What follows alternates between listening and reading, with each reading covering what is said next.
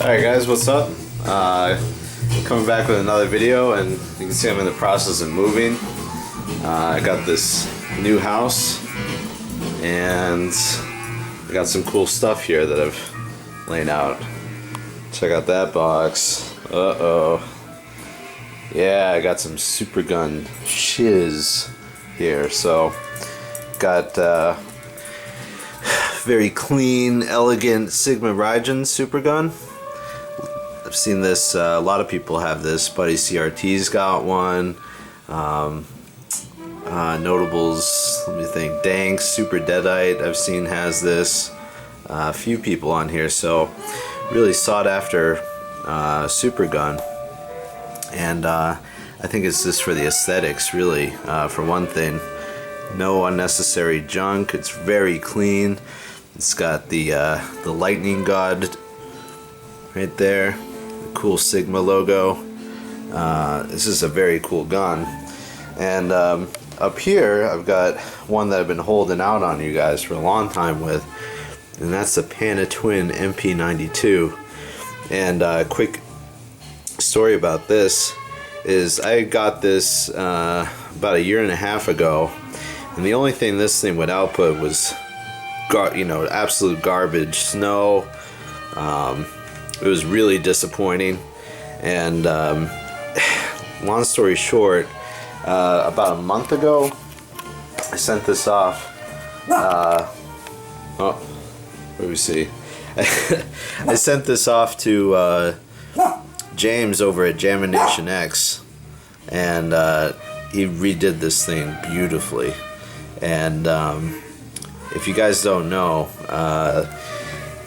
James over at JaminationX.com, he basically does this full time, where he'll mod consoles, Neo Geo, arcade, CPS2, and he builds Superguns from scratch. I mean, this is like his job.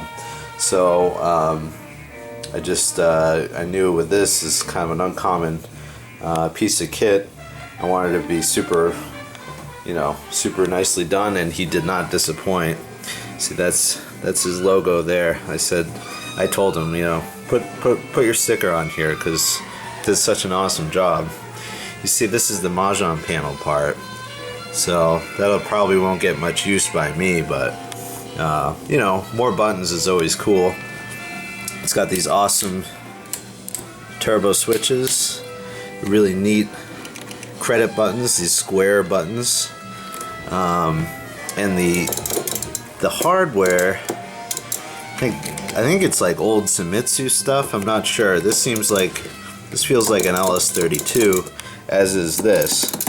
And these are definitely modern Famitsu buttons, but these, you can just see, these are some of the most excellent buttons I've ever come across. And they're not flat on top like the Famitsus. You see, they're a little bit more convex, which would you'd think that'd be Samwa, but they have a much different action. Very sensitive, very light to activate, yet have a good springiness to them, and like a resistive springiness. I don't know. They're old, but this is in such good shape. So let me tell you quickly. So again, I wasn't getting any type of output on this, and James basically wired in a JROC 4.1 encoder to this and rerouted it to the RGB output that was here, and also a couple of neat things here. He was able to put S-video into this, the existing output, and then this was actually a coaxial audio output, and I didn't see myself using that, so I just had him wire this up for composite off the JROC, because I thought, if I went on vacation or something, and you never know what kind of TV you'll come across, better be safe than sorry. Just make this as versatile as possible. And also, he added stereo outputs as well as component. So this is one versatile machine that he put together for me, and you know, I'm just super pleased with it. A couple other things he did was he added the sink cleaner here. This is the, what do they call it, the CM22 or something like that, I believe. He also added a key here for the JAMA harness, because it's always kind of tricky with these. I'll show you in a second. This is, let's show you. This is the Sigma Rygen one. So this goes into the side, and you see it's got a key here, which makes it nice. And plus, it's actually labeled what each of these are, which is really an excellent feature. And I'm not sure, this must be the original, you know, Sigma fingerboard. I would guess, because these have unique, you know, unique pinouts. So anyways, so yeah, see how that has a key right there? You can see the gap. So with this one, I didn't have that luxury, so it was always a, you know, some guesswork in there. What? I know. There's always some guesswork in there, and yeah, James kind of filed out the unused pin, put a key into the edge connector here, so no more guessing. So he also did an amazing job on the inside wiring this thing. Really can't say enough good about this piece. And one nice feature about the Panda Twin over the Sigma is that this has an internal speaker. So if you're just fooling around and testing boards, or you know, don't want to fiddle with reaching behind your you know, your television, it actually has good sound out of this little speaker. And you got to think, it's kind of the same type of speaker that would be in a big metal arcade machine anyways. So I really dig it. I really dig the sound that this thing produces, despite, you know, just being a little speaker in the bottom of a metal box. I'll show you a little bit of the outputs. The Sigma is just kind of a more modern, cleaner number here. I do have a sound issue with this. It has sound distortion on games I play with it, so I'm thinking I'm gonna send this one to James also and just have him sort it out, and who knows, maybe I'll have him put up some component outputs on this one as well.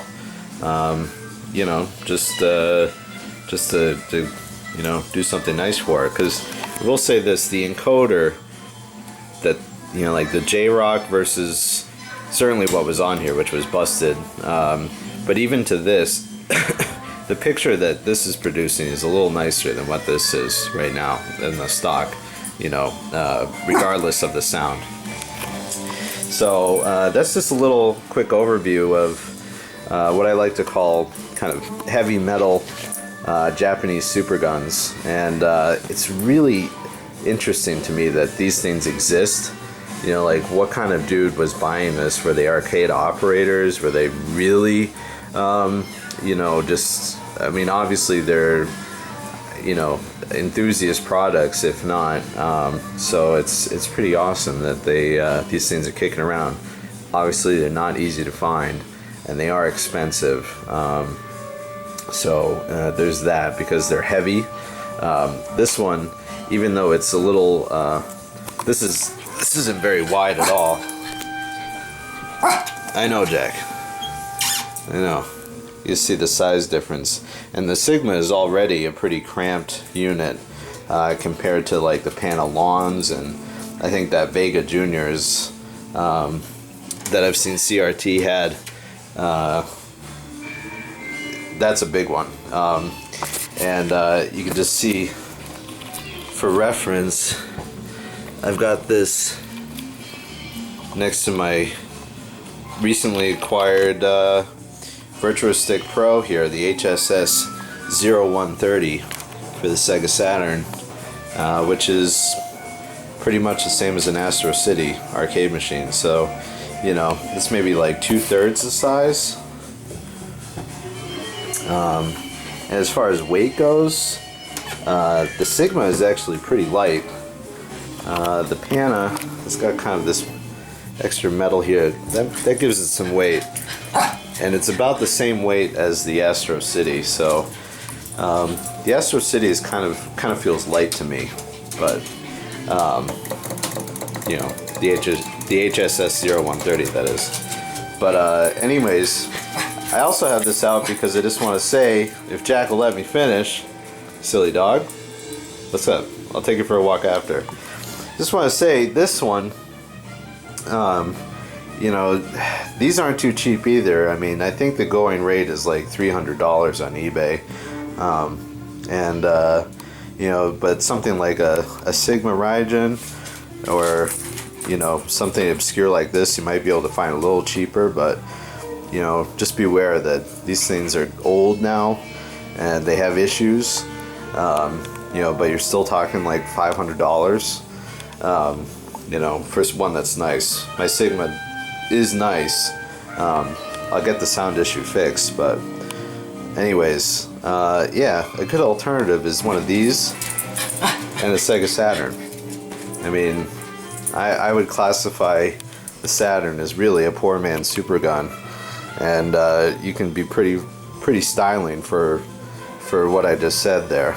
You know, I mean, this is baller status when it comes to Sega Saturn stuff. So, pretty nice stuff. Anyways, I'll show you what's in the arcade machine.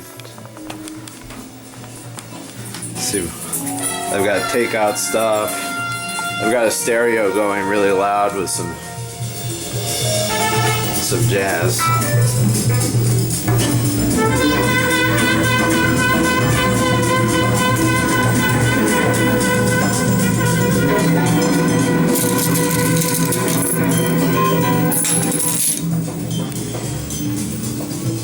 Alright guys, that's it for me. I will be moving over here for the next year. So I've got cabs, games, all kinds of stuff to figure out. It's not a big place. I was lucky with the last place I was at to just have that one large room, but it was a nice game room, but I don't know if I want to live in my game room anymore.